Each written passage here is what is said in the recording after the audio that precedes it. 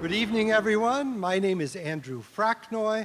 I am the former chair of the astronomy department here at Foothill College in Los Altos Hills, and it's a pleasure for me to welcome everyone here in the Smithwick Theater and everyone listening to us on the web to this very special talk by Dr. Alex Filippenko in the 19th annual Silicon Valley Astronomy Lectures. These free, non-technical programs are sponsored by 4 organizations here in the San Francisco Bay Area. They're co-sponsored by the Foothill College Astronomy Program, by the Astronomical Society of the Pacific, which has since 1889 brought astronomical information to the public, by the SETI, the Search for Extraterrestrial Intelligence Institute, which is devoted to understanding and searching for life in the universe. And then finally by the NASA Ames Research Center, one of the premier NASA centers around the country, and we hope very much that they'll be back in business soon with the rest of the government. So it's a pleasure for me now to introduce our very special speaker. I think the only person who has been back 3 times for the Silicon Valley Astronomy Lectures, Professor Alex Filippenko. Dr. Filippenko, please.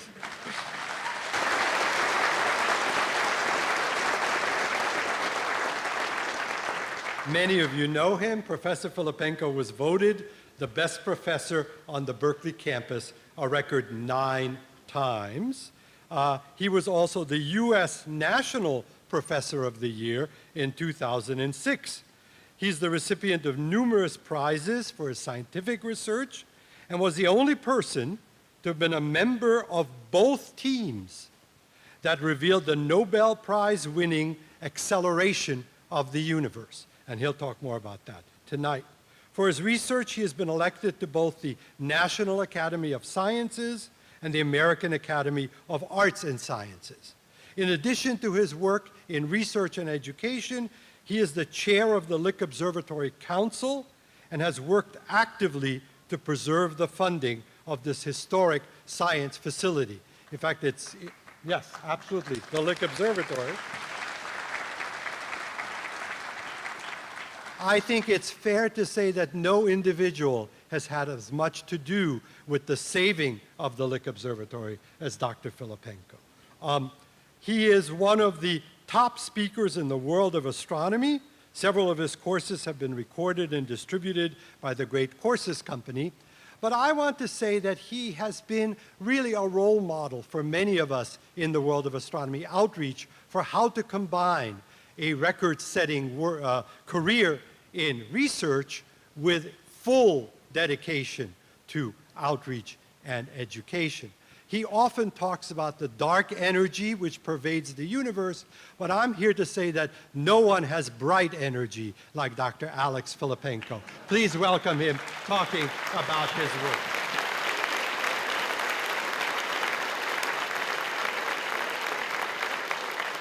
Thank you, Andy. Wow. Thank you, Andy, for that amazing introduction. And look at this group here. Holy moly. Don't you have anything better to do on a Wednesday evening, you know? Anyway, it's really a great pleasure to see you all here, and thank you all for coming. Public outreach and education is one of my passions, as many of you know, and it's just really heartwarming to see everyone here. I owe a lot to many of you. You're my friends, colleagues. You travel with me to see solar eclipses, donors, potential donors, hint, hint. How about that the lunar eclipse Sunday night? I mean, solar eclipses are on my mind a lot, but lunar eclipses are more common from any given part of the world. So that was really very nice. I've received many photographs from people all around the country and in many parts of the world. Of course, as those of you know in the Bay Area especially, the night sky on a normal day looks something like this. On an evening or a night with an astronomical event, this is what the night sky looks like. And I know many of you had cloudy conditions, or at least partly cloudy. Fortunately, totality lasted 62 minutes. And so in my case, It rained part of the time, it was completely overcast part of the time, but we also had holes that were very, very clear, and we got to enjoy totality and the partial phases as well. And in fact, you can see here in this photograph the clouds coming in. Actually, I guess I could use this laser pointer here. So anyway, that was really very nice. In Texas, it was more clear much of the time. Anyway, if you're not aware, there was a meteor impact, a meteoroid impact. I guess it would be called a meteorite on Earth if it were recovered. It's on the moon, so I don't know what you exactly call it. What do you call it, Andy, when it's on the moon? There was a meteoroid impact onto the moon's surface, creating this bright flash. And if you go to the Griffith Observatory website, you'll actually see this little thing playing for a few seconds, and the flash actually can be seen. I don't know whether anyone using a ground-based telescope has identified the crater that must have been left by this impact, nor do I know whether calculations have been made yet as to how big the impact was. But anyway, that was kind of cool. Anyway, this was supposed to be in celebration of my 60th birthday, in part, partly public outreach, partly a birthday celebration. There I am. I was actually born July 25th, 1958. So in 2 days, it will be exactly my half birthday. And here I am, I guess, worried whether the acceleration of the universe could really be caused by dark energy or something else. So my colleagues and I, my scientific colleagues and I, had a conference this past August in Aptos at a very nice place, Seascape Resort. It was really very nice. But that was for my scientific colleagues, and it was organized by Joe Shields at Ohio University. He was my first PhD student who completed his degree under my advice or non-advice sometimes. And it was organized by my wife, Noelle Filippenko, and her assistant, Vanjie. So thank you very much, Noelle, for organizing that. And that was really a great thing. But there were only astrophysicists there, no one from the general public. And so Andy thought it would be a good idea to hold one of these things. Plus, it had been a couple of years since I spoke here. I think I've been here four times, not 3, but we'll see. We'll check our record books. Anyway, I want to just extend a great debt of gratitude to Andy Fracknoy for originating this series and doing it for 19 years. 19 years, folks. I mean, my goodness, I was knee-high to a grasshopper. Well, not quite, but when he started this in 1999. So that's really fantastic service to the general public, Andy, and I don't know of any such successful series. Look at this room, my goodness. Anyway, I need to thank a lot of people, and I know this talk is going to probably end up being very rushed near the end, so I want to take this moment right now to thank a number of people, starting of course, from my parents, who cultivated within me a love of the outdoors, of nature, and of science, and of striving to ask and answer interesting questions. And my brother, Ivan, who's here. Where is Ivan? He came up from Irvine with my sister-in-law, Reka, and he and I puzzled over many topics when we were kids.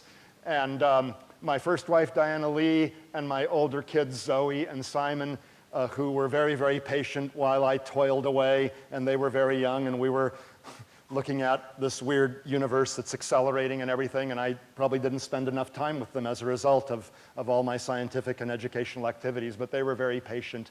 And Simon is now a student at Santa Cruz, and Zoe graduated from UCLA. And then, of course, Noelle and my 2 younger children, Capri and Orion, who continue to be a source of encouragement and inspiration. Yeah, Orion, and there's a story behind that. Noelle and I wouldn't have met had it not been for the constellation Orion. And Capri does not stand for Capricornus. It's the island of Capri and whatever. Anyway, so, okay. And of course, the many, many collaborators I've had, my mentors, my senior and junior colleagues, various students, grad students, undergrads, even amateur astronomers with whom I've worked on exploding stars and stuff, postdoctoral scholars. My research group meets in Berkeley once a week. I bring them pizza. They justify their existence. It's a fair deal, right? Weekly pizza for telling me what they've been up to. And it's a wonderfully collaborative environment. We give each other advice on what to do, how to do it. I like to surround myself with bright, hard-working people who get a lot of really cool work done, and then I come and tell people about it, right? But it's their work in many cases.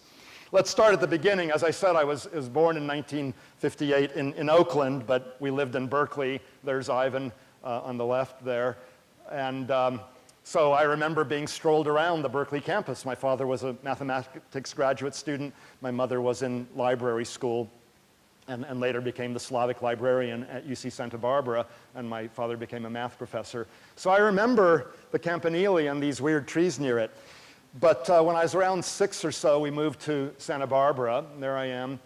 And I quickly, at that age, started to have this intense fascination with magnets. You know, you could feel this force, but you couldn't see it, and it clearly wasn't gravity. Not that I thought about gravity, but it clearly wasn't whatever holds us to Earth. And so it was really very, very interesting and fun. And I remember dragging magnets around in a sandbox and picking up little bits of, little flecks of black stuff, which turned out to be iron filings, which tend to occur where quartz crystals occur.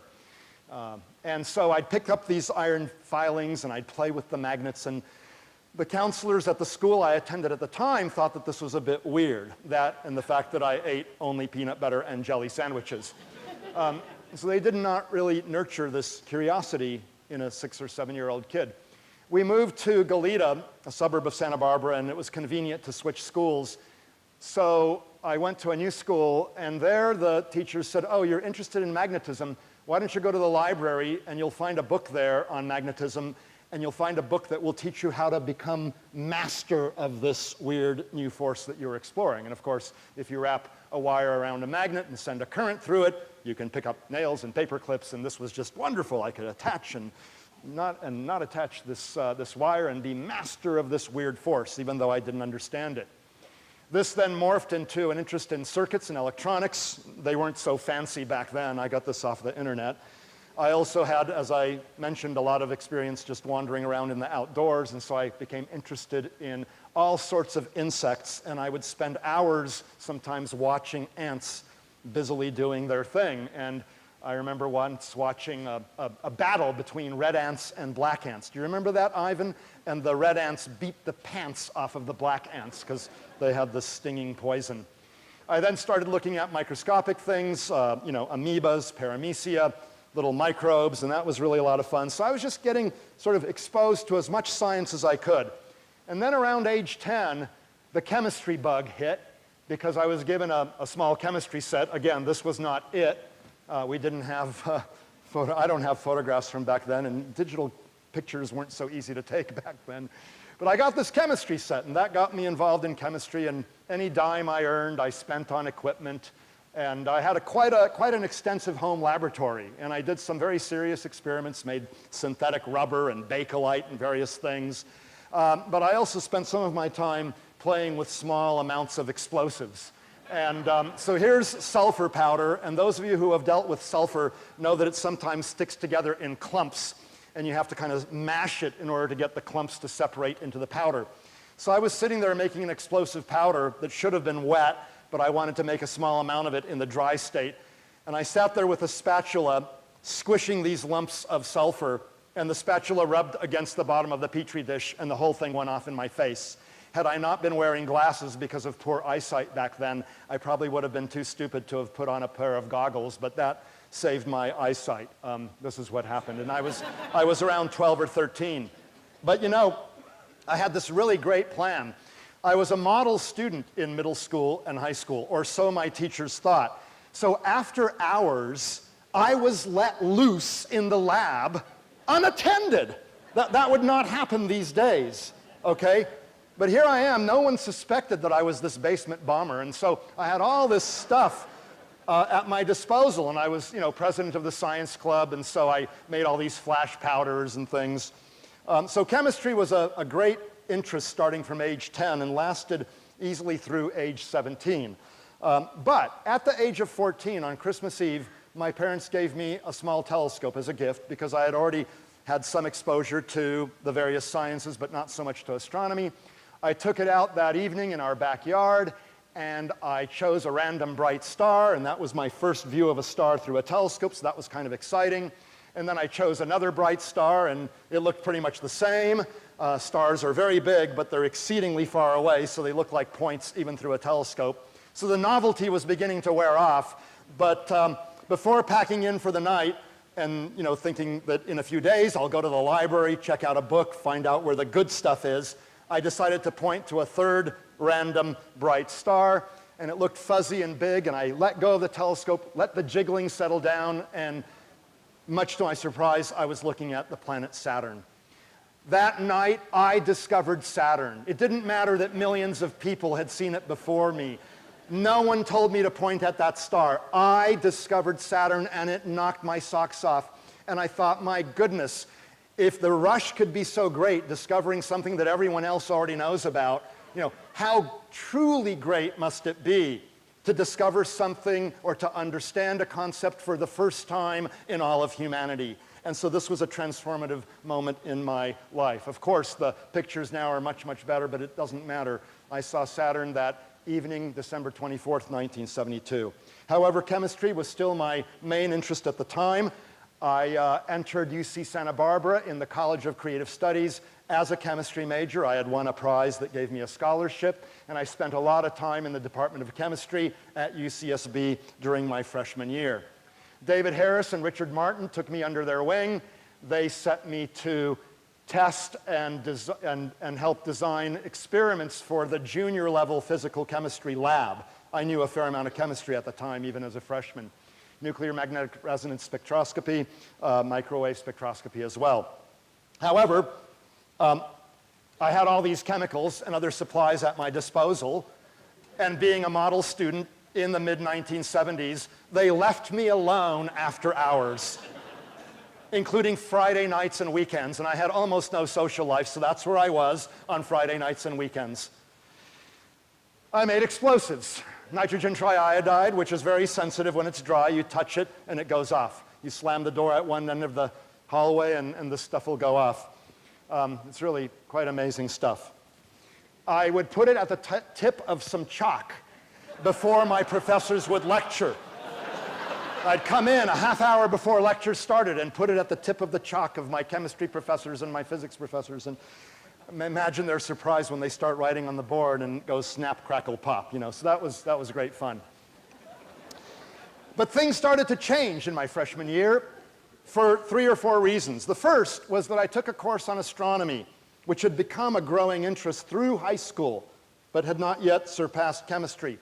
I took a course from Stan Peele in the College of Creative Studies, and through his amazing ability to teach and through the incredible textbook by George A. Bell, pretty much the only good textbook at the time, and I learned that the structure and evolution of the universe as a whole is dictated actually by the properties of material on the smallest scales, atoms and their forces and subatomic particles. So there's this deep connection between, in a sense, the quarks and the cosmos. And since the chemistry I was most interested in was physical chemistry, the interactions of molecules and things like that, suddenly I saw that by studying astronomy, one could actually have it all. So that was beginning to change my mind about chemistry. Comet West came along as well, an amazing sight, really just incredible. The other thing is that I would have had to take organic chemistry in my sophomore year, in particular organic chemistry lab. And even though I had a very good teacher, Paula Yurkanis, from whom I took a seminar in my freshman year in the College of Creative Studies, I didn't particularly enjoy organic chemistry too much, in part because you have to memorize a bunch of really complex formulas and stuff, and I'm more thinking about something and not memorizing so many things. And I didn't want to take OChem lab in part because fume hoods weren't so good back then. And I'd walk past the sophomore level organic chemistry lab every day on my way to some other class, and all these fumes, all these benzene rings and stuff were coming out, and I said, I don't want that, Plus, I was becoming more and more frustrated by the inability of either myself to get this equipment to work or just the equipment itself was flawed. And the attraction of the chemicals and the equipment in the back room of the UCSB chemistry lab became greater and greater as my frustration with the regular experiments grew. So what did I do? I made explosives, okay? And just small amounts. And one evening I was making silver fulminate, which is the stuff on the back of bullets that then ignites the gunpowder. And you'd think I'd learn my lesson. You know, I'm 17 by now. I'm not 12 or 13. And it crystallizes as a precipitate out of a solution. And I'm sitting there with a spatula because I wanted to get one crystal out, put it on the lab table, and whack it with a hammer. Well, the spatula rubbed against the bottom of the Petri dish, and it blew up, okay? So I said, okay, if for no reason other than a sense of self-preservation, I got to get out of this field, right? Because if you're a chemistry professor and you go to the chemistry supply room and you ask for all kinds of terrible chemicals, they'll give them to you. At least back in the 70s, they would. If you're an astrophysics professor and you go to this chemistry supply room and you ask for a bunch of stuff, they won't give it to you, right? Who are you? You're crazy. So I switched to physics at the end of my freshman year with the intention of pursuing astrophysics. And although I still like chemistry, I've never looked back. And really, in astrophysics, you get exposed to a lot of chemistry anyway. I was under the tutelage of Stan Peele, my primary advisor, and David Cannell, my secondary advisor.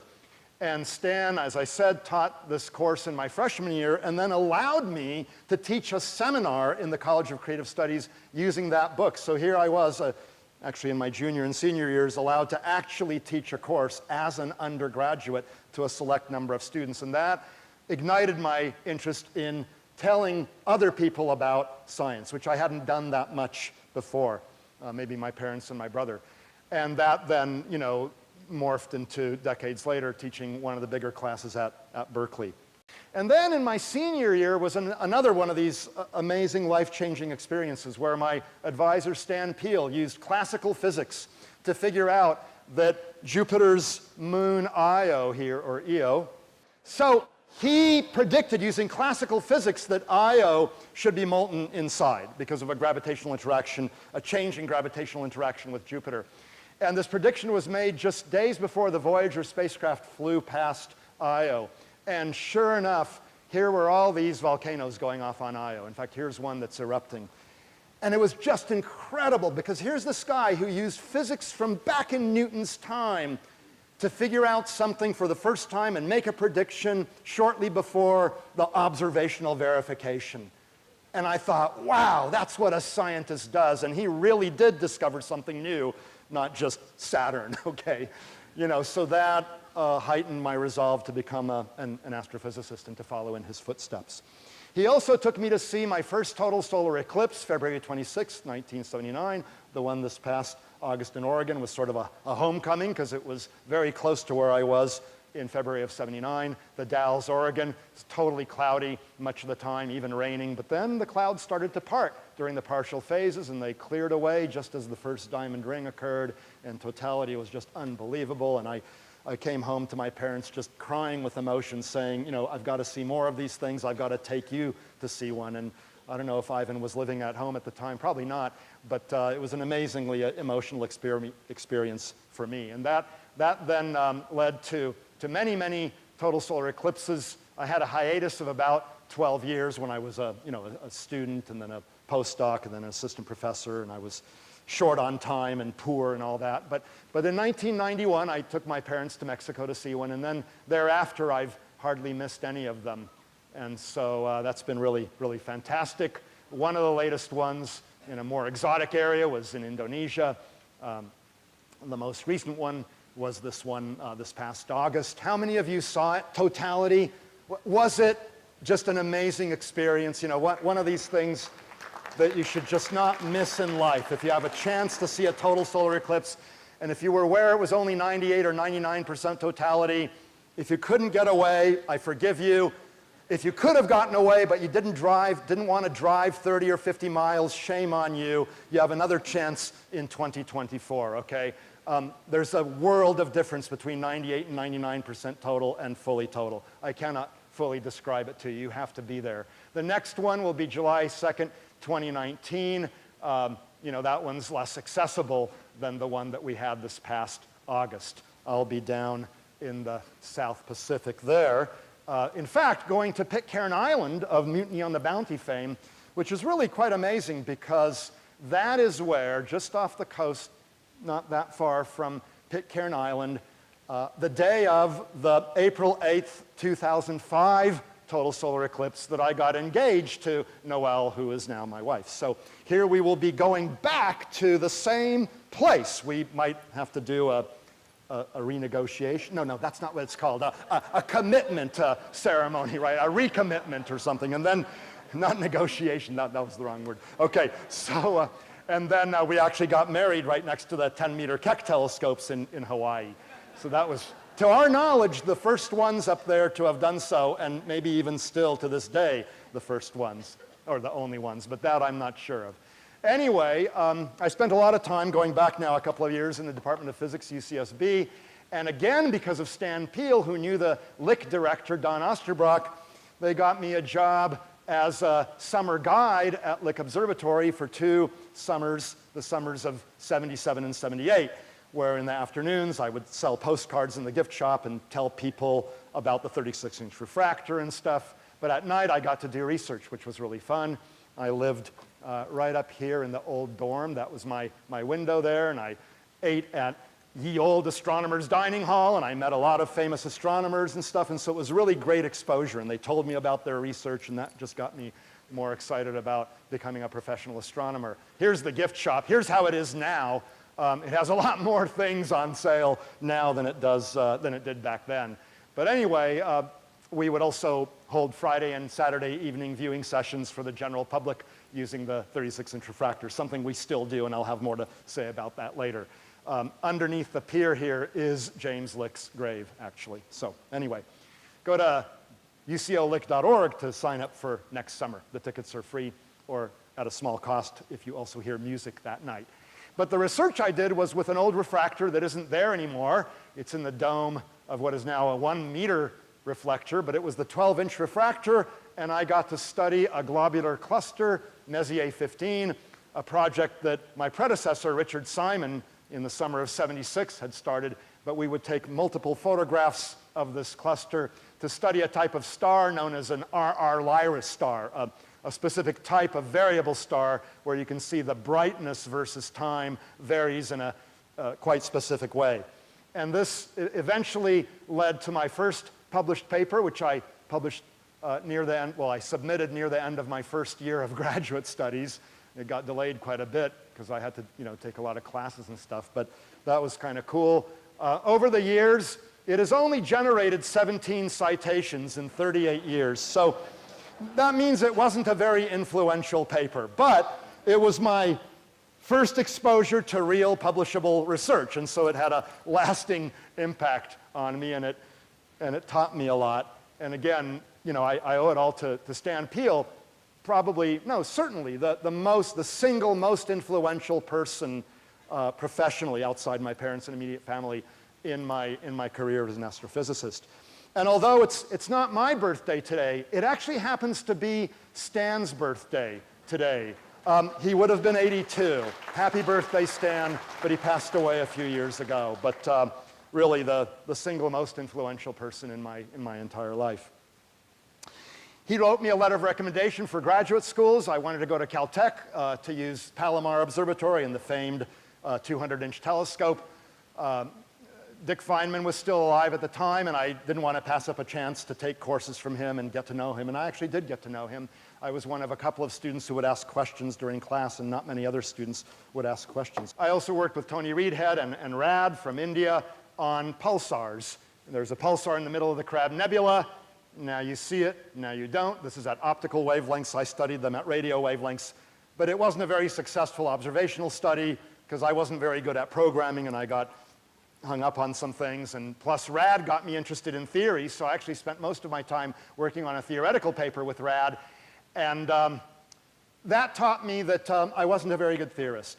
And moreover, I really liked observing. I really liked gathering photons. And you can see this was not a super influential paper either, 33 citations in 36 years. That's twice as many as my M15 paper, by the way, roughly speaking. And according to John Ahrens, it helped get me a job at Berkeley because it showed, since this wasn't my thesis, that I was able to work on things other than just my thesis topics. So he says that it was my diversity that partly got me a job. My advisor was Wal Sargent, who was interested in quasars, these objects that emit a tremendous amount of light and are typically very far away, billions of light years away. We now know that they're inside galaxies. Here you can see the fuzz of the galaxy. And we think that there's a giant black hole eating material on the inside from an accretion disk. And before the material gets eaten by the black hole, it rubs against other material and it emits light very, very efficiently. So this started a sort of a love affair with black holes, which will come back to haunt me or to entertain you. So here's what we think is going on with the accretion disk around a black hole.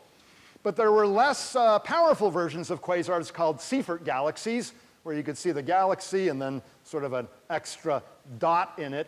And its spectrum looked weird, brightness versus color or wavelength.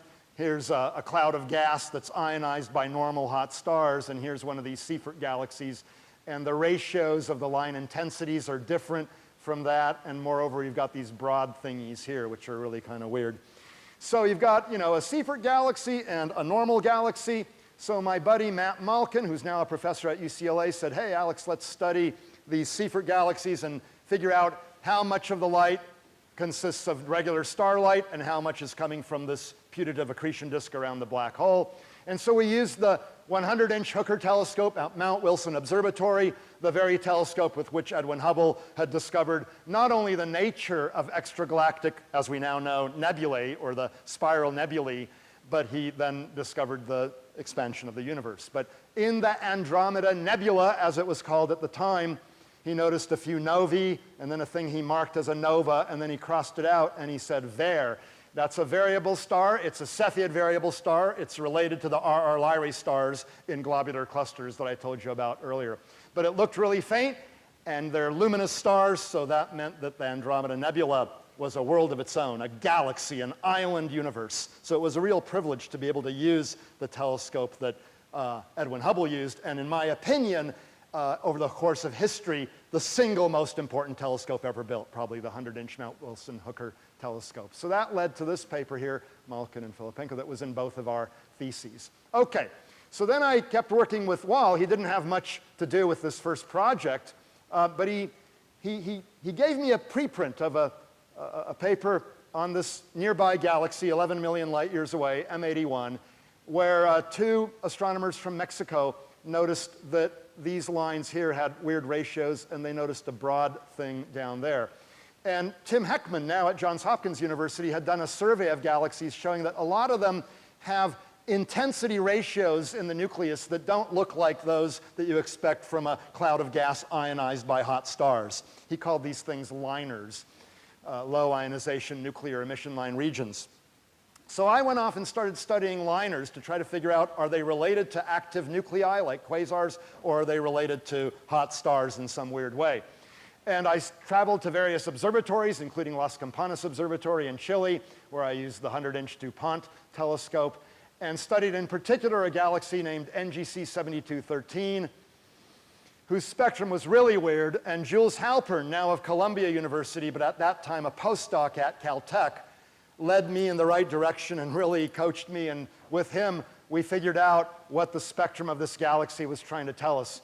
And basically, from a correlation we found between the widths of these lines and the density of the gas which produces them, we basically figured out that these galaxies have a lot of dense gas in them, and then the emission lines have these weird intensity ratios that in fact are clearly more related to the black hole accretion disk phenomenon than to the hot star phenomenon. So we claimed that these liners are actually little forms of quasars. And so M81 was really quite amazing in that sense. But there's also this broad component, which is reminiscent of the broad component that I showed you in the spectrum before.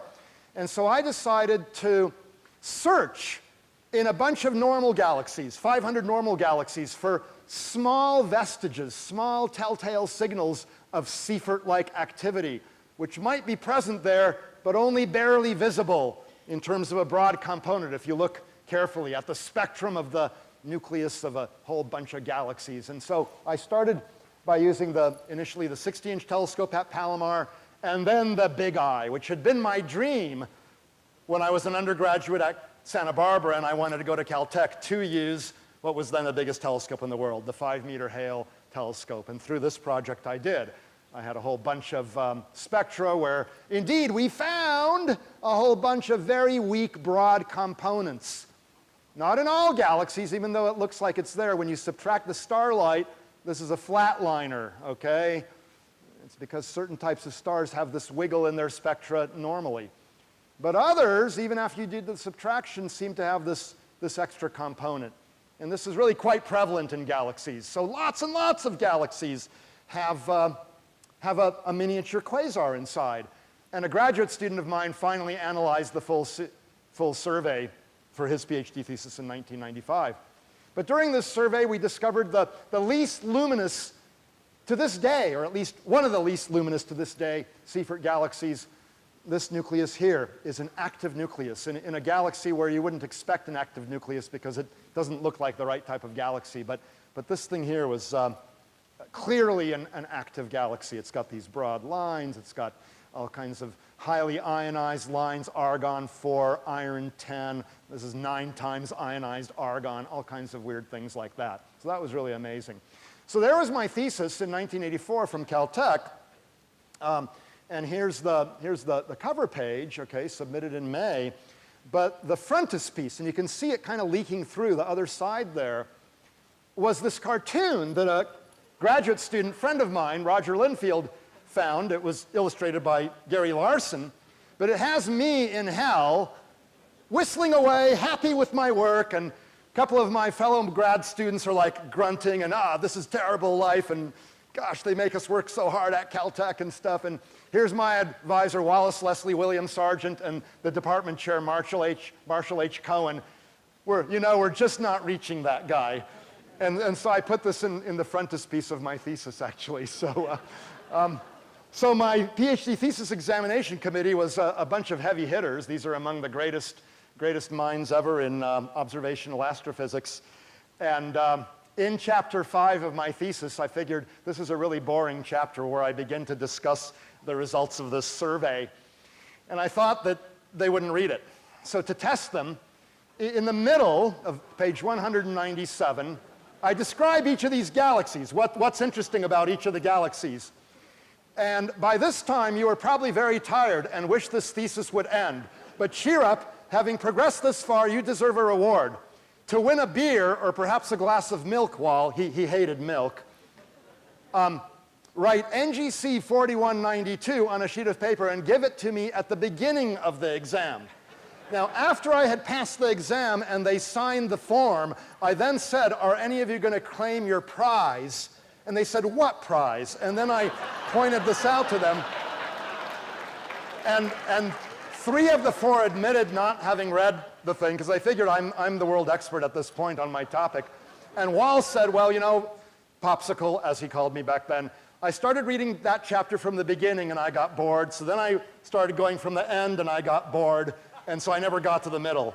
But he's a co-author on the published paper in the Astrophysical Journal supplement series. So, okay, well, in late summer of '84, I moved to Berkeley as a postdoc in what was then Old Campbell Hall. We now have a refurbished building, so, go Bears. And my mentor was Hiram Spinrad. I was a Miller Fellow in the Miller Institute for Basic Research in Science.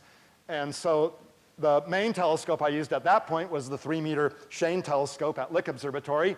And this now brought me back to Lick Observatory where I had done my undergraduate studies. So that was kind of a homecoming, and I've stayed there ever since. We studied high redshift radio galaxies at the time. These were among the highest redshift galaxies known. Some quasars were known with bigger redshifts, but this is really quite amazing. But I still hadn't finished my thesis, so to speak. I was still working on, completing the observations of these 500 galaxies. I wisely chose a project that could not possibly be completed while I was a grad student at Caltech, thus ensuring that I would continue to have access to Palomar Observatory for years to come through my advisor, Sargent, okay? And late one night, at the end of a 5-night observing run in February of 1985, when I was feeling kind of low because my girlfriend at the time had dumped me, and so I was really not feeling good. We had an hour to go and it's half an hour to observe a galaxy, and I said to Wall, well, we have time to observe 2 more galaxies. Which ones should it be? This was still early in the survey. There were zillions of finding charts in front of us. I said, let's observe NGC 4618 just because it's there, and Chip Arp had said it's a peculiar galaxy. So here's a negative image of it, and I noticed something weird there. There was a bright star where, I didn't think this galaxy should have a very well-defined nucleus. So we took a spectrum of that star, and lo and behold, it was a weirdo spectrum. We interpreted it as a supernova, but one that had never been observed before. Its kind had not been observed before. A peculiar supernova in the spiral galaxy NGC 4618. Sometimes there are these opportunities that land in your lap. This was that opportunity, right? I could have chosen any of these galaxies. It was blind luck that I chose NGC 4618. But I did notice that the spectrum looked weird, and I did something about it. And I've had other opportunities where I didn't do anything about it, and I lost those opportunities. So to the youngsters here, including 9-year-old Carol, who took my class at Cal this past semester and got an A in it, yep, look out for the opportunities and capitalize on them.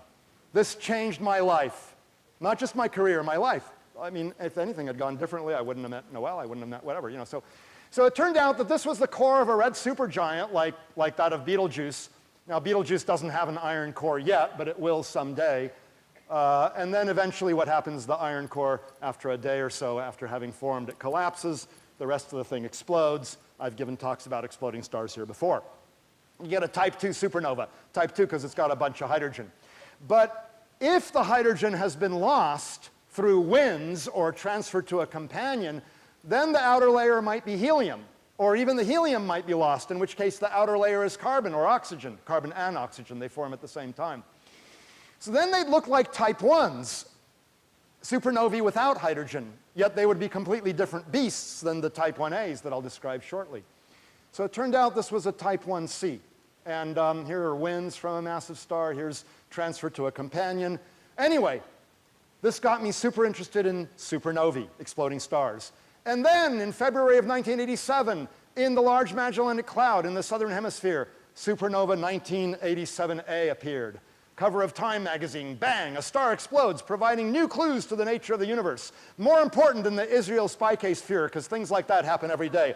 But how often does a star explode in your very backyard, 170,000 light years away, providing new clues to the nature of the universe? Doesn't happen often, folks. I felt a bit left out because as an observational astronomer, I couldn't do much. This was in the southern hemisphere. I couldn't take 6 months off from teaching or whatever, but still, basked in the glory of my colleagues studying this thing in great detail.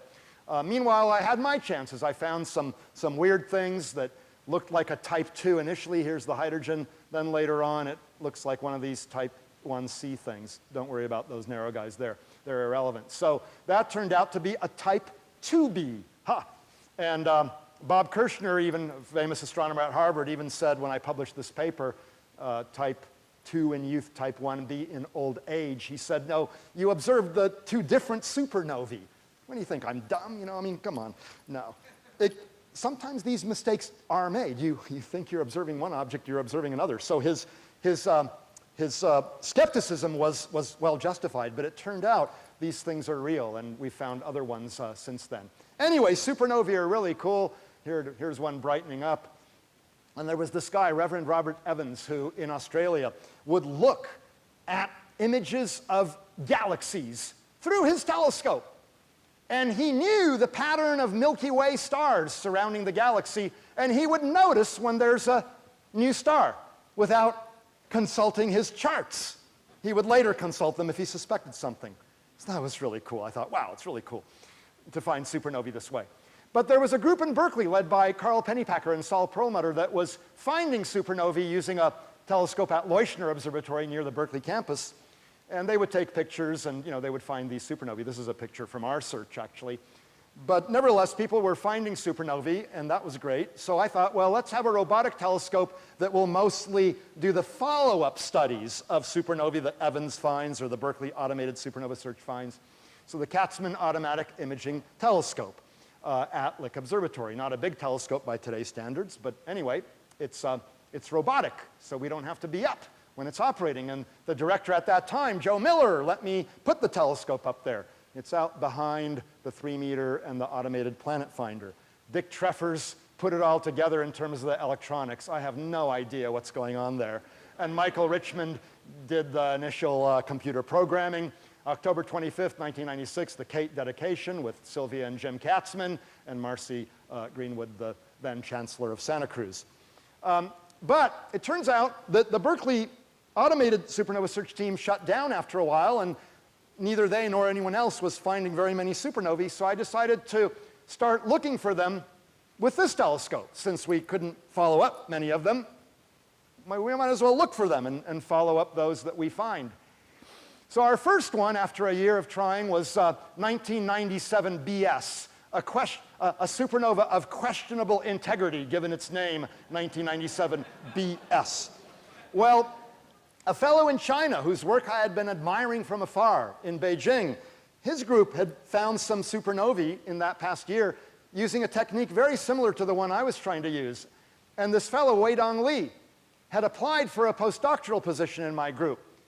And I hadn't yet replied. And he said, "Dear Professor Filippenko, congratulations for your discovery. At last, your boy, rub it in. Okay, your automated supernova survey are being online. Now the Berkeley Automated Supernova Survey and the Beijing Astronomical Observatory Supernova Survey are competitors." So I did the right thing. I hired Weidong in order to improve my own team and cut down on the competition, right? Right? Those of you in business know that that is the key to success. Hire all the best people from another company. And he and I worked together for 14 years. He was my right-hand man. We worked together on so many projects, probably close to 200 papers over those years, and sadly he passed away in 2011. But we did a lot of amazing stuff. I think about him every day, it seems, and we still carry on, and we're still finishing projects and papers where his contributions were instrumental. Doing this kind of stuff allowed us to involve a lot of undergraduates as well. We find these supernova candidates by imaging the galaxies and then doing a subtraction of the old image from the new image, and you get a cosmic ray, you get a poorly subtracted star, and then you get this thing here. And undergraduates, with their superior eye-brain combinations, look at the candidates and decide which ones are likely to be genuine supernovae, worthy of follow-up observations. And over the years, my group has evolved. Here's the cosmetologist in our group. Anyway, so I should take a new picture, actually. It's been a few years. And we found tons of them, as Weidong used to say. We found about 1,000 supernovae. And in fact, for about 10 years, we would set world records. There it is. One in 97 was not a world record, but then we set a bunch of world records. We found the first supernova of the new millennium, regardless of your definition of the new millennium. That's not astrophysically important, but it's kind of cool anyway. And then our numbers started to droop for a good reason. We changed our survey strategy for reasons I'll describe. But for a while, we found 40% of all nearby supernovae and more like 70% of the ones that were found early, because we would look at the same galaxies pretty frequently. And so these were the supernovae that other professional astronomers would likely study because they were young and they were bright. And we found more supernovae in a given year than all other teams combined in that year during our heyday, okay? Well, this in part inspired Wayne Rosing to build his Las Cumbres Observatory Global Telescope Network, where he wants telescopes all over the world to keep track of variable objects. And it was in part the success we had achieved with Kate that helped him to motivate him to realize a dream he had had from 10 years earlier to do this kind of a network. They have a motto, "We like to keep you in the dark," or "The sun never rises on the Las Cumbres Observatory," because one of their telescopes or more is always in the dark. Anyway, the first decade we had a big celebration, and it was really a lot of fun and stuff. We kept on studying these weird ones and other weird ones. We studied type 1As, which are the ones that come from white dwarfs that steal some material from another star and then they explode. They can also merge together with other white dwarfs and explode. And yet there were weird ones. And so at the scientific conference, a former graduate student of mine, Ryan Chornock, gave a review talk that he entitled "Alex and the Weirdos." And it's because weird supernovae can teach us about the extremes of physical phenomena. So here was a unique supernova, 2000 CX, and then here's another one, the most peculiar known supernova, 2002, oddly enough, CX. And so Alex and the weirdos, we liked studying individual ones. But I also had a student, Jesse Lehman, who was quadriplegic as a result of a skiing accident when he was in high school. And he analyzed with his computer and by talking to it our full set of data and figured out how many different types of supernovae occur in a given unit of time in a given type of galaxy. And so these are the supernova rates in a given volume or in what's called a magnitude limited if you just look at anything that's faint. And he graduated with a PhD in astrophysics despite being quadriplegic in 2008. I'm immensely proud of him. One of the reasons we started finding fewer supernovae is that other telescopes eventually took over, telescopes with wide fields of view. My colleague Sri Kulkarni, a Berkeley graduate, set up this Palomar Transient Factory, a wide field survey with the old 48-inch, 1.2-meter Ocean Schmidt telescope, and that has now transitioned to this Wiki Transient facility. They have paved the 40-square-degree field of view of this Schmidt telescope with CCDs. Unbelievable. They take a picture of that part of the sky every 30 seconds. They complete the whole sky in a night. I can't compete with that. I'm not going to find all the supernovae. So instead, let's look at fewer galaxies more frequently, and let's do more follow-up studies. And so Weikang Zheng, who now runs the Cake Telescope for my group, has been focused on studying supernovae right when they explode. And here's one back in 2012, right after I had hired Weikang. It was found at an age of only a day and a half. And back then, that was really quite big news to have such a young one. And we could study how they brighten and fade, and this tells us about the physics of what's going on. Here's an even more impressive example, 2013 DY. Here's an image, July 8th. Nothing there. July 10th, there it is. Okay? And together with data that Italian observers had obtained just by taking random images of galaxies, we were able to figure out that the first images were taken 2.4 hours after the explosion. So that's pretty amazing. Kate also did observations of gamma-ray burst optical afterglows. There's the Swift Observatory, which finds a gamma-ray burst somewhere in the sky, usually once a day. Then you go and you look at it. And so here it is, and 20 minutes later, the afterglow is gone. It fades very, very quickly with time. This break in the slope tells us something about the physics of what's going on.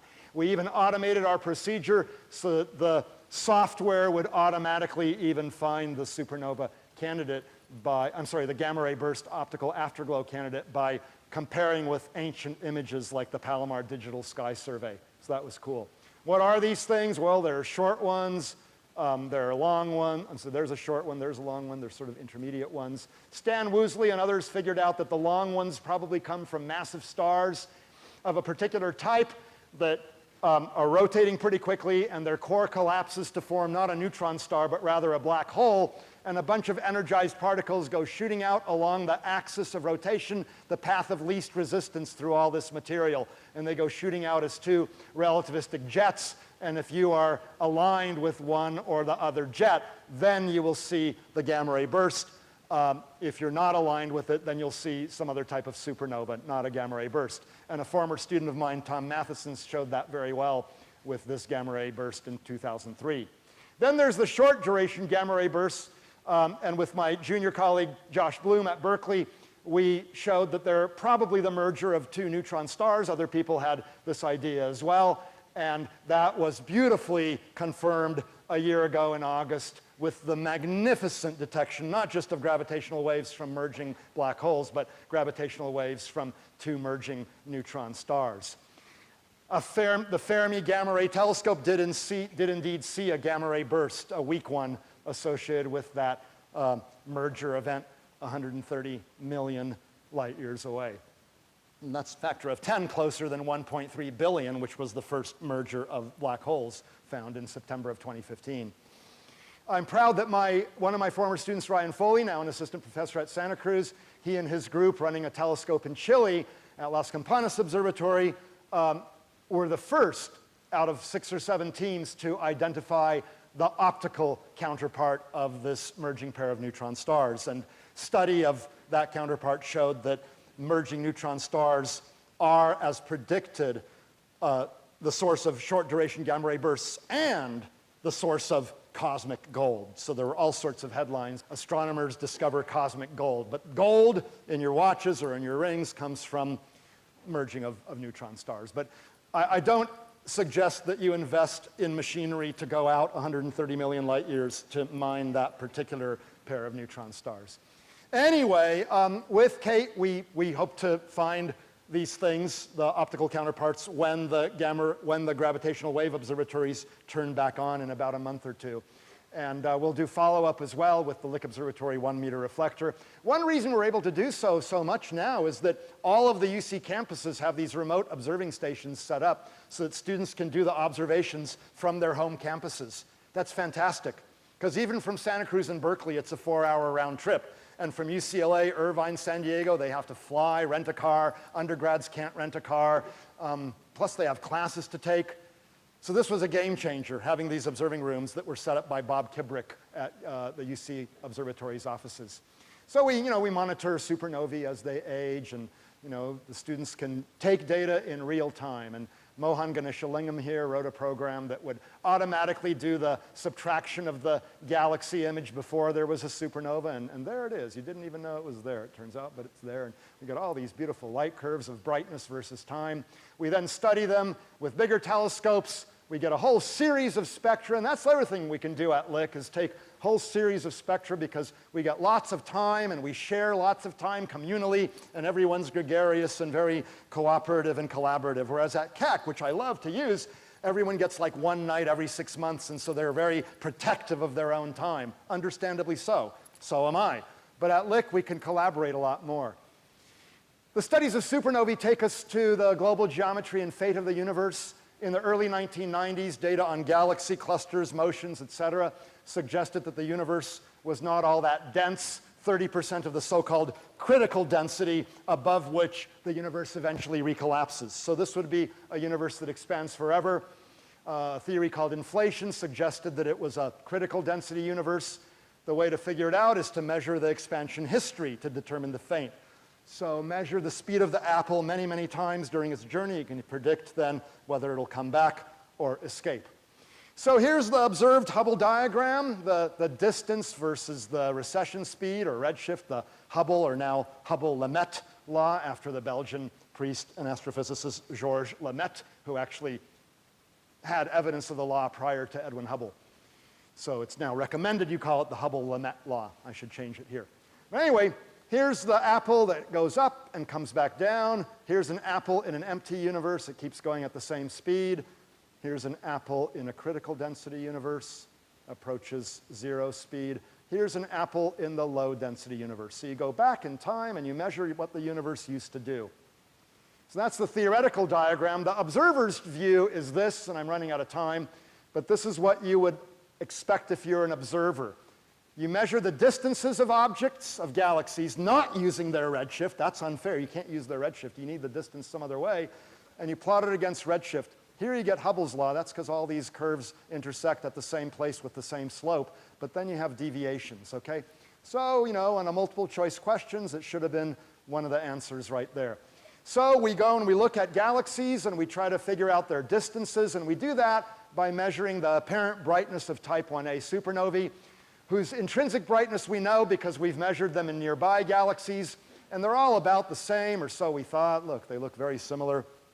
And they're all the same theoretical object, so they should explode the same way. So everyone thought they should be nice little standard candles. And Stahl Perlmutter at Berkeley started the project to measure the expansion history of the universe. Along came 1991, and my group showed that, in 1991, there was an overluminous one that was spectroscopically different. There are differences in the spectra. And there was an underluminous one that was spectroscopically different. But at high redshift, the spectra aren't very good, and so you wouldn't necessarily be able to tell the difference. And so I wasn't very sanguine about the prospects of the supernova cosmology project. This was 1991. Type 1As didn't look very standard to me. This is work that I had led.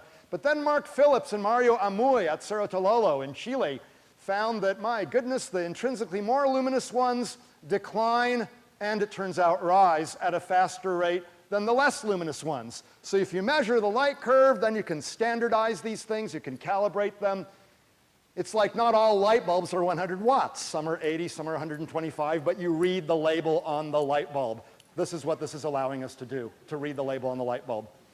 So there was this scrappy young grad student, Adam Rees, who had been doing his PhD thesis with Bob Kirshner at Harvard University. I managed to attract him to Berkeley as a Miller Fellow for a postdoc, but he treated them as a standard candle and then as a calibratable candle, and I think everyone will agree the scatter here is a lot less than theirs. That was fantastic.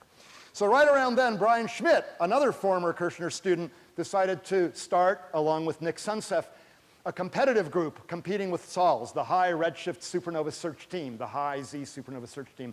Here we are at one of our team meetings in Aspen. Why Aspen? Because it's a super nice place to go. Anyway, in the summer. And both groups used telescopes at CTIO that would take wide-angle pictures of the sky with thousands of galaxies and then repeat the procedure a few weeks later. And you search by subtraction. And we use the Keck telescopes to take spectra. There's Adam, there I am. Dig that hairdo. You know. Anyway, here's a spectrum, which made me very happy. We would announce many, many of these things. This is really fantastic.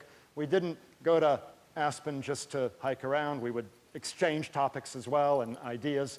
But we were in competition, and that made us go faster, and it made us pay attention to the details and so on. I switched from Saul's team to Brian's team for reasons I won't go into right now. There's Adam in Time magazine. Why? Because when we analyzed the data, or when Adam analyzed the data as a postdoc in my group, he found this eureka moment. Omega matter is negative 0.36. I didn't teach him to write 0.36, but that's because I guess he didn't get taught by Bob. Anyway, I say 0.36 plus or minus 0.18. Anyway, negative matter, that makes no sense whatsoever.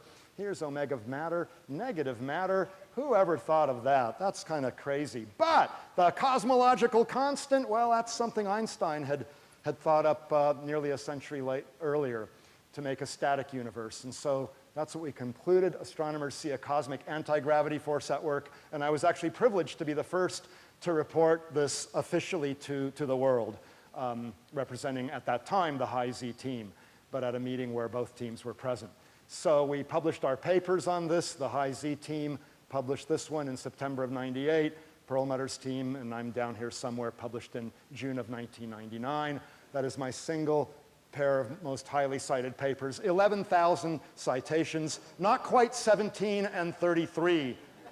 Not 1,000, but individual citations that I mentioned earlier. So that's pretty cool. Accelerating universe breakthrough at the end of 1998. How will the universe end? How the universe will end? Well, this is in 2001. We're not so sure anymore. Because although it might be the cosmological constant, we don't know that it is. It might be something else that we more generically call dark energy. It's 70% of the universe. We don't know what it is. We probe the era of deceleration. This is what we think the universe was doing. It was decelerating in the past. So if you look far enough back, supernovae should start looking, relatively speaking, brighter than expected rather than fainter than expected. And lo and behold, in a project led by Adam Rees, they were indeed brighter than expected. And so a cosmic jerk that reversed the universe, and here's Adam Rees, you know. So anyway, yeah. So Rees, Perlmutter, and Schmidt won the Shaw Prize and many, many prizes since then. Fortunately, the Gruber Cosmology Prize went to the teams. We had one deceased member. His son represents him, Bob Schammer. Anyway, and then finally led to the Nobel Prize in Physics to Perlmutter, Rees, and Schmidt. There was the ceremony, which was really fantastic. Here we are after the awarding of the prize.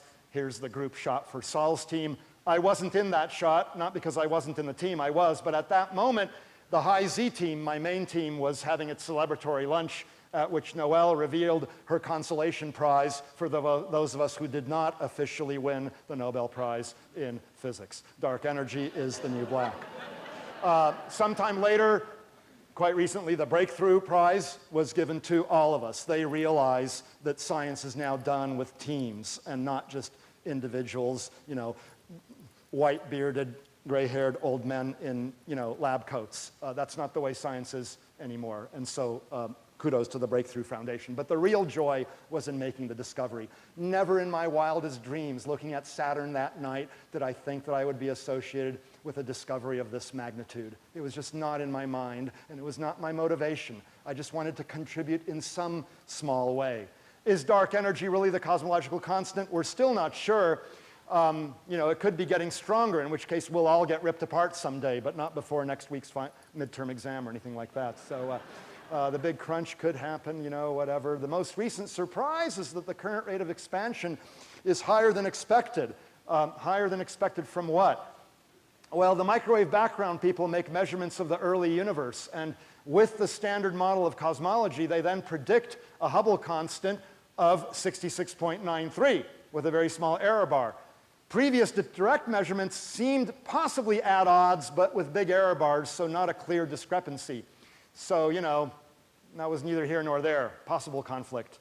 So with Adam Rees, we decided to make a much more accurate measurement of today's value of the Hubble constant. And we do that by calibrating the distances of nearby galaxies hosting type 1a supernovae. We measure them with Cepheids. And you have to measure the metallicity, the heavy element content of those Cepheids as well. And I do that with the Keck telescopes, so that's where the Kecks come in, but it's primarily a Hubble project. So our rate is this, folks. The Planck rate is that. This now has a tension of 3.8 standard deviations. That's becoming pretty significant. In particle physics, it has to be 5 sigma, a chance in 2 million that it's a random occurrence. In astrophysics, you rarely get to 5 sigma, but this looks pretty cool. Anyway, we think we understand the uncertainties. By the way, if you believe this number, the age of the universe is only 12.8 billion years, not 13.8. Possible explanations, one or both teams are wrong. I hope that's not the case. General relativity is wrong. Wow, wouldn't that be something? Dark matter behaving weirdly. Maybe it's interacting with light. Dark energy becoming stronger. We're all going to get ripped apart. I actually don't think so. I think the most likely thing is that there's a new, very light fundamental subatomic particle, some new species of neutrino, a sterile neutrino it's sometimes called, that constitutes more generally what we call dark radiation. So stay tuned for further studies. Black holes have been a love of mine. Searching for black holes, take pictures of the sky, look for arrows. Dark places are black holes. Not so easy. You find them because of the orbital motion of something else orbiting them. Which star do you look at? There are a lot of stars. Look at the ones that emit bursts of X-rays, because they might be emitting bursts of X-rays because they're stealing material from a companion star. And there are X-ray observatories like the Chandra X-ray Observatory, and they find these things that blow up. They're called novae. There's an instability in the disk that suddenly makes a big flash when it plops onto the neutron star or into the black hole, whichever the case may be. So you wait for this thing to fade when the light is dominated by the more or less normal star, not by the light of the accretion disk. And you follow this thing with a big, huge telescope. And you get a radial velocity curve, like what they do when searching for exoplanets. But here the units are 500 kilometers a second, not 5 meters a second, or 500 kilometers a second. Anyway, so this is amazing. Black hole, possibly 14 times as massive as the sun, not 14 times as dense. David Perlman is a very good writer, but the subheadings are not composed by him. They're composed by someone who doesn't know anything. But anyway, so here's one of our trips to Hawaii, with my former students Lewis Ho, Aaron Barth. We also studied black holes in the centers of galaxies. Without a black hole, stars move around pretty quickly because of all their mutual gravitational attraction. With a black hole, they move around more quickly. So it's pretty clear. You look at the centers of galaxies, measure the motions of stars. Turns out M87 has a 6 billion solar mass black hole. The Sunbroa galaxy, 700 million. Andromeda galaxy, 140 million. Interesting, because our galaxy is only 4 million, and yet it's a near twin in other ways of the Andromeda galaxy. 40 million, NGC 4258, and 100,000 in NGC 4395, the object that Wal Sargent and I studied back in 1985. So there's this amazing correlation between black hole mass and bulge mass. It tells us something about galaxy evolution. Black holes and galaxies grow together, and the Nuker team, headed by Sandy Faber of UC Santa Cruz, has spent a long time studying these, and I'm a member of the Nuker team. Finally, we are getting near the end, remarkably enough. Education and public outreach. Do a lot of public talks. I really love giving public talks. explaining things to the general public, being a spokesperson for science more generally as well, not just astronomy. Having, as a result of this publicity, invitations to some pretty amazing, people say once in a lifetime. I hate that phrase because they say a solar eclipse is a once in a lifetime experience. No, it's not. I've seen them 16 times. Anyway, but for me, this was almost certainly a once in a lifetime experience, flying with the Blue Angels. I get to go to some cool places, Malibu and stuff, on the Universe series. Most of the interviews are really boring, and I'm sitting there in the hot sunlight for like a day or half a day for what ends up being several minutes of screen time. It is hard work. They ask you a zillion questions, and airplanes fly by, and trucks go backward and beep, and people turn on their leaf blowers, which I really hate, by the way.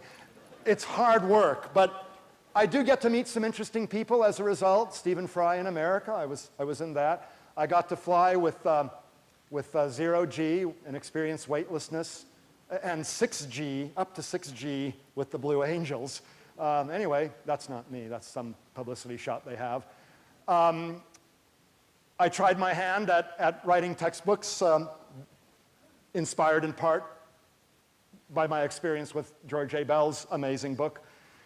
There's been now 4 editions with Jay Pasakoff of The Cosmos. It competes with Andy's book. Sorry about that, Andy, but we don't do very well. As you know, the introductory textbook market is so saturated by people who write amazing books, and that's what they spend their time doing, and I can't spend most of my time doing it. So I'm not knocking this book, but it was a lot of work. Anyway, the 5th edition is in press. It should be out in April or May if I ever finish reading the galley proofs.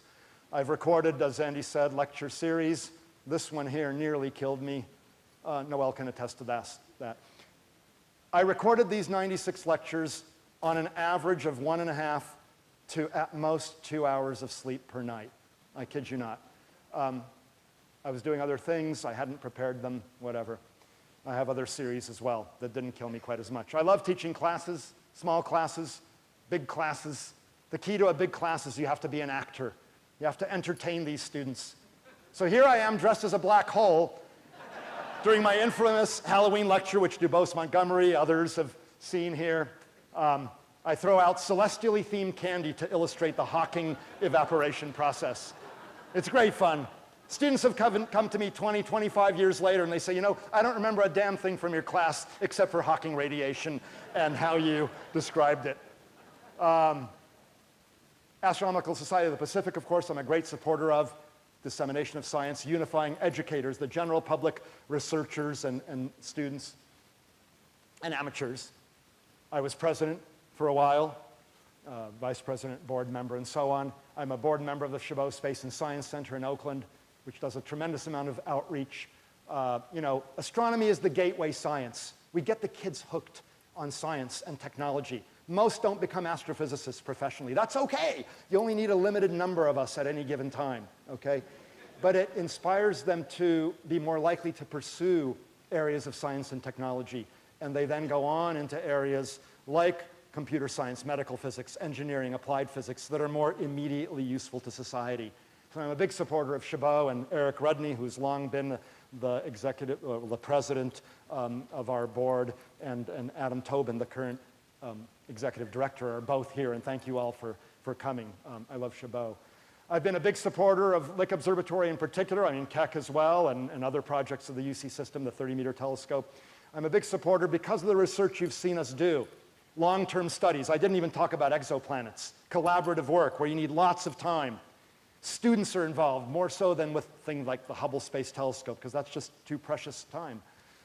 Students are involved. We do technology development. Claire Max's group at Santa Cruz, adaptive optics, laser guide star adaptive optics. It's fantastic. You don't want to spend a night of Keck telescope time, which costs $100,000 a night, debugging programs and tightening screws. You want to do that on a less expensive telescope. Test the equipment, then port it over to the big guns and use it. The Kecks are the best in the world at using laser guide star adaptive optics. Andrea Ghez and her group have been measuring the stars in the center of our galaxy for 20 years. And they, along with Reinhard Genzel's group at Max Planck Institute in Berkeley, have now this fantastic evidence for a supermassive black hole in the middle of our galaxy, 4 million solar masses, done with adaptive optics. UC, of course, does a lot of public outreach, primarily through Lick Observatory. Sure, we co-own the Keck telescopes, but honestly, people go to Hawaii, they understandably want to sit on the beach and sip Mai Tais. They don't want to go to 13,500 feet, where it's cold, it's windy, it's hard to breathe, it's hard to think, okay? It's hard to reach. You know, your rental car company will allow you to get there. But from Silicon, well, if you do and you break down, you're on your own, okay? The domes of Lick Observatory are seen from Silicon Valley. We have over 25,000 visitors a year, inspire youth, spark interest, set up telescopes outside to safely look at the sun. It's all good. Technology development, public education and outreach, science projects that require lots of time on small to modest-sized telescopes, and training, did I say technology development? And student and postdoctoral training, all these great things. But in September of 2013, the UC Office of the President, being financially strapped, announced that they would start reducing funding in 2016, ramping down to 0 by 2018. If any of you noticed, it is now 2019, okay? Bad idea. All the good that Lick does, bad to completely cut off all the funding from it. You know, I understand tightening belts. We all have to tighten belts, but 0 funding doesn't make any sense. So I and others, Sandy Faber, a number of people, Andy was very kind, we launched into educating, in part, the UC Office of the President on all the good things we do, and also getting members of the general public, including you. Thank you if you wrote a letter. And a year later, the UC Office of the President recanted. They said they would provide partial funding. For how long? We don't know. Depends on the state budget, et cetera, et cetera. So, you know, we're not out of the woods yet. We have to keep on fighting and keep on securing funding. I'd like to become as independent of the Office of the President of UC as possible, just because you don't know what the future will hold. Many of you have helped. That's really great. In December of 2014, I had made enough contacts at Google to land an amazing gift of $1.5 million. We're now raising matching private donations. I told them one way in which, you know, I can show that we're a credible institution is to have a place like Google support us. And they said, okay, let's see what you can do. And so we're now gathering matching donations.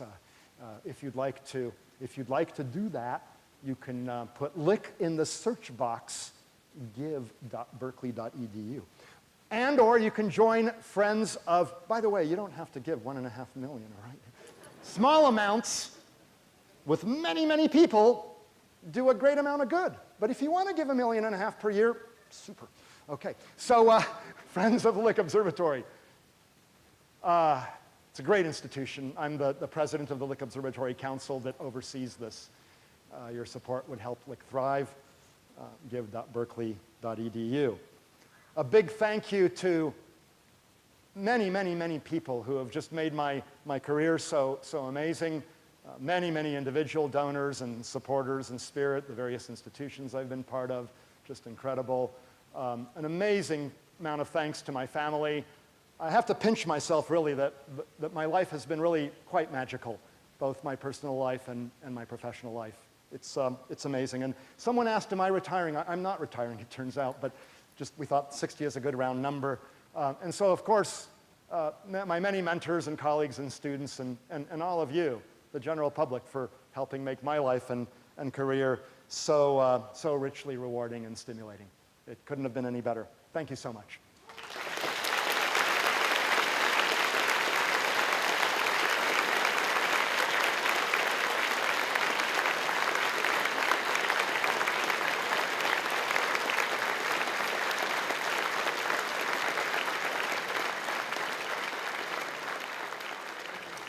Thank you again. I was looking at your slide on how many solar equivalent masses were in some of the black holes that you were looking at in different galaxies. And it made me think that whenever we talk about the Big Bang, we never really talk about black holes. And I'm wondering why that concept never really ports over to that event in the universe. Like, I'd like to know, is there like a Schwarzschild radius of the Big Bang, or why? I know it's radiation dominated. Maybe there's no mass; it's all energy. If you could. Right. It's an interesting comment. The idea being that a black hole is a region from which nothing can escape because the gravity is so strong in general relativity, the space-time curvature is so great. In a closed universe, a finite volume universe, the average density of matter is sufficiently big to make it wrap around itself, and so nothing can exit the universe. So there's a mathematical similarity, and that idea has been pursued. A clear difference, of course, is that a black hole is an object within our three-dimensional space. It's over there. It curves off into some other dimension, but nevertheless, it's in this room, hopefully not. Whereas our universe is the whole thing and would be embedded, in a sense, in a still higher dimensional space. So they're a little bit different in that sense, but there's definitely a mathematical similarity there. Yes? Okay. I went to UC Santa Cruz. Yeah, Santa Cruz. You're a banana slug. Yeah, I'm a banana slug. 1970, I used the same Introduction to Astronomy book. George A. Bell's book. Yep. It was a class. It is a classic. It was wonderful. Yeah. I couldn't pass the calculus, however, so I couldn't become an astronomer like I wanted to be. So now I'm a bookkeeper. But I still love science, and I wish to thank you for keeping us people who can't be the scientists we wanted to be involved in what you do. Thank you so much. Thank you very, very much. Thank you. I really appreciate that. Thank you. Yes. Hello. Maybe I missed it, but when you had the slides up regarding supernova 1985F, Yes, 1985F. was that spotted visually? Because I didn't see it like a before and after. Yeah. So supernova 1985F, it was Palomar, February of 1985. We point to the galaxy of interest. We have this little finder chart that tells us whether it's the right galaxy, and there it is. The finder chart is overexposed. So I did not know what was in the center of that galaxy, but it's sort of a diffuse galaxy. And here on the TV guider, the screen that shows what you would see if you were looking through the eyepiece of the telescope, but of course the TV camera is an electronic sensor, so it's more sensitive than your eyes.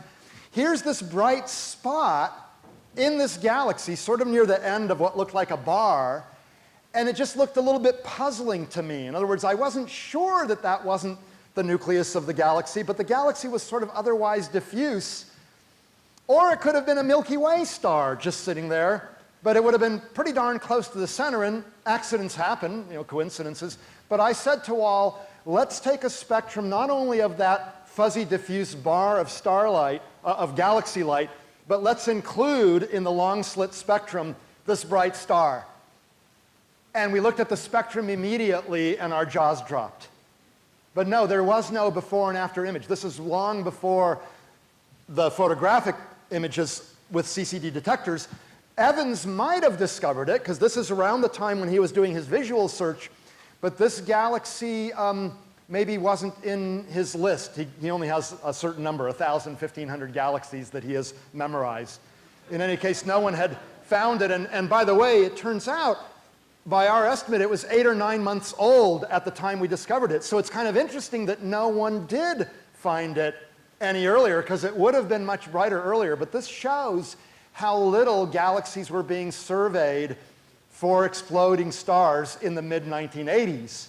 It shows how little that kind of work was being done, that no one noticed this bright, what would have been a quite bright supernova in a relatively nearby galaxy. Okay, so with modern optical equipment, it would have been obvious? Yeah, with modern optical equipment, it would have been super obvious, super obvious. And indeed, Tim Puckett is an amateur astronomer who's discovered, hundreds of supernovae, and there are other amateurs who have found very, very many indeed, using similar techniques to what we use. Yes? Yes. Early in the talk, you made a reference to quasars and faint quasars at the center of galaxies. Yeah. And I'm wondering, was that a step on the way to discovering that there's a black hole at the center of most galaxies? Yeah, that's a great point. The quasars are being fed by accretion of matter onto a supermassive black hole. But if quasars are far away and thus denizens of the distant past of the young universe, where the heck are they now? Well, after it was found that quasars are definitively in the centers of galaxies, the natural conclusion was that the quasars fade as they use up the material in their immediate surroundings. And then, the regular galaxy becomes, in contrast, much, much brighter. Not that it's getting brighter, but it's just more easily visible than the overpowering searchlight in the middle. So the idea was that normal galaxies should have these black holes in them, and that is part of the motivation, along with M81 and the work of Manuel Pembert and Sylvia Pembert in Mexico. That was one of the motivations for looking at 500 nearby galaxies. Some of them might be dead quasars where there is the black hole in the center, but only a little bit of material is swirling in, so there might be a little bit of light in those emission lines that shines through. It was also part of the motivation for the Nuker team that Sandy Faber was the leader of. Nuker, in a sense, stands for nuclei of galaxies. She emailed us one day and she said, "Hey, Nukers," and the name stuck. And that was part of the motivation that, that a lot of galaxies probably used to be quasars and should still have the black holes in the middle. Yeah, so we find them by looking at the motions of stars. So we do understand why we don't see quasars. Yeah, we understand why. The quasars fade with time because they use up the material. And interestingly, occasionally there are gravitational mergers of galaxies, and that tends to funnel an additional supply of gas into the black hole region, so then it lights up again as it's eating. So we see some relatively nearby quasars, and often they are in obviously merging or interacting galaxies, which channel a new supply of gas in. Yes, over there. Yes, hi, thank you for the Thank you. lecture tonight. I just recently watched a new episode of How the Universe Works. How the universe works. Yes, there's a new season coming up. And they were alluding to the fact that they think they've observed and have evidence that there is this, which was thought to be dark matter between the interstellar and intergalactic spaces, right, between galaxies or between stars. But now they're seeing some evidence that there's a varying luminosity that can't be accounted for, and they think it could be clouds of or strings of hydrogen that's kind of floating in between. Yeah. And they alluded to the fact that that actually could be the dark matter or part of the dark matter and it could actually influence or skew the measurements and stuff up to this date. So I'd have to take a look at that episode. Was I in that episode, or? I know you've been in a number of. Yeah. By the way, I'm not in charge of those things. So unlike say Neil Tyson's thing, where he's in charge and he can dictate what's in it and stuff, I'm not in charge, and so I often don't have any final say whatsoever as to what they include, and they sometimes make misstatements. I make misstatements. We all make mistakes, but. The short answer is most of the dark matter we think cannot be these clouds of hydrogen, because that's what's called baryonic dark matter. It's made out of neutrons and protons, baryons. And there are at least two independent, strong arguments that the 25% of that pie that I showed has to be exotic dark matter that's not protons and neutrons or other normal particles that we know of. And the arguments have to do with what's called primordial nucleosynthesis, which is the synthesis at early times, the first 10 minutes or so, of hydrogen, helium, and lithium, and also having to do with observations of the microwave background. They're both very consistent. At most, 5% of the pie can be normal matter. So that means most of the dark matter cannot be those filaments of hydrogen. So I'd have to go back and see what precisely they said, because this has been the case for a while now. It's not like suddenly this is a brand new thing. If that episode was made a few years ago, or even 10 years ago. Actually, it was supposed to be a new episode. Yeah, or even, if it's a new episode, no, it's not correct. But I'd have to see exactly what it is they said, or maybe you're not remember it exactly precisely the wording they used, or if they said it's that of the normal matter, much of it might be those strands of hydrogen. That I don't necessarily disagree with, okay? But although we have evidence that it's mostly hot X-ray emitting gas. So I'd have to see precisely how they stated it in order to comment further. I'll wrap this up. So what I've observed there's only one or two people left here. Yes, young man. Hi, I am Nirvana Chaudhary from Livermore. Great. And I have, I think, 3 questions. Okay, let's see how long they are. Okay, well, the first one is, are there any exoplanets orbiting around black holes or other objects that are not stars or stellar remnants? Yeah, are there any exoplanets orbiting black holes that are not stars? We don't know, actually. We don't know. It's an interesting question. There could conceivably be a massive star that had exoplanets around it, and then instead of exploding, it collapses to form a black hole, and the exoplanet continues orbiting it. So there's no theoretical reason I can think of that would prevent such a scenario. But we don't know of any. The next question is, what is your general exoplanet research? Sorry, didn't quite catch that. What is your what is your exoplanet research? Yeah, I personally don't do research on exoplanets, but it's a hot and amazing field, and it's one of the great frontiers of modern astrophysics. But you can only do so much in one lifetime, I guess. You know? If you were to get any question or any answer to any unknown question about space, what would it be? Oh, any answer to any question about space? Oh my goodness. Well, I'd love to know, you know, whether there really are intelligent beings out there. I think there are, but I'm not sure. I actually think they could be quite rare. In our Milky Way galaxy, there might be only a handful of things that at the intellectual and cognitive level of Homo sapiens, or we might even be the only one, you know, so it's an interesting question. You know, people say there's 100 billion stars in our galaxy, and, you know, Kepler satellite and all that, they found 40 billion maybe projected number of Earth-like planets. You know, obviously there's intelligent, mechanically capable life out there, but it's not so obvious because it's not at all clear how life arose and how it evolved. So that would be one of the questions. I'd love to know whether there's a multiverse. I happen to think that we're part of a multiverse. Used to be when I was a kid, the joke was define universe and give 3 examples.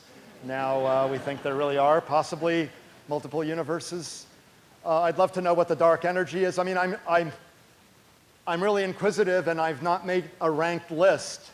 But it's an interesting question, and I remember a meeting of the American Astronomical Society where someone asked Carl Sagan that very same question, and he had an answer, and he said he would really like to know whether the universe is closed or open. That is, does it wrap around itself, or is it infinite, and will it expand forever? And that's an interesting question too, but now it's more nuanced. I would like to know what the dark energy is and what it'll do to the future of our universe. Thank you. You're welcome. All right, and the young Now girl. for my final question. All right, and So actually, and you have been in this show. You have been you told us about your stuff about dark energy and dark matter, but recently I watched some videos about something that there actually may be one thing which has negative mass. yeah, That's I watched called that dark video. fluid. Yeah, I'm familiar with that the dark energy might be negative mass. I've not read the research paper in any detail, and right now I even forget the author's name. French or something like that. I'm probably mispronouncing it, but I just don't remember it. I think that the hypothesis that the dark energy is actually a substance with negative mass is flawed because I believe it gives the wrong sign for the cosmological constant. That would be a bit of a problem, and I'm not sure exactly how the author explained that away. And there are other observational aspects of the dark energy that suggest that it's probably not that. However, the fellow does have a clever idea in that he's trying to unify these two seemingly disparate subjects, dark matter and dark energy.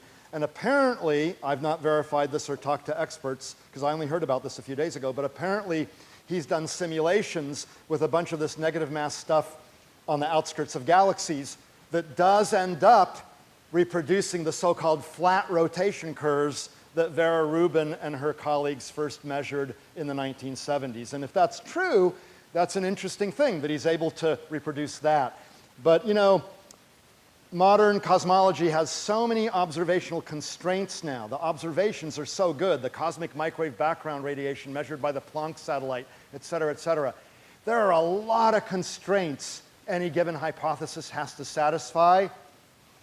And just doing one or two doesn't cut it anymore. But I need to look into the fellow's hypothesis a little bit more detail before I will say that it's definitely wrong. All right, well, thank you very much for extending the time. Yeah.